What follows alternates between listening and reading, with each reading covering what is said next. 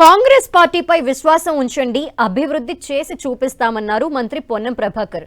Karimnagar municipal corporation 46వ division Congress party అభ్యర్థి మల్లికార్జున రాజేందర్ కి మద్దతుగా పొన్నం ఎన్నికల ప్రచారం నిర్వహించారు.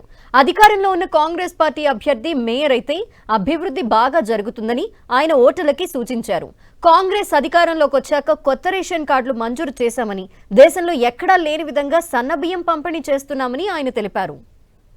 అందరికీ రేషన్ కార్డులు ఇస్తూ దేశంలో 29 రాష్ట్రాలుంటే ఎక్కడ కూడా సన్న బియ్యం లేవు. కానీ తప్పకుండా సన్న బియ్యాన్ని మరి కేటాయించిన సన్న బియ్యం తీసుకుంటా ఉన్నారు. అదేవిధంగా 200 యూనిట్ల కరెంటు ఫ్రీ ఇస్తా ఉన్నాం. ఇక్కడ అక్కా చెల్లెలందరూ ఆర్టీసీ బస్సుల మంత్రి నేనే. మీరెక్కడికి వెళ్ళినా, సమ్మక్క సారకైనా, యమలాడ రాజన్నకైనా, వియ్యపురాల ఇంటికైనా, బిడ్డ దగ్గరికైనా, దాహోనకైనా ఉచితంగా బస్సు ఎక్కిపోయే సౌకర్యాన్ని కలిగజేశాం. అడిగిన వాళ్ళందరికీ రేషన్ కార్డు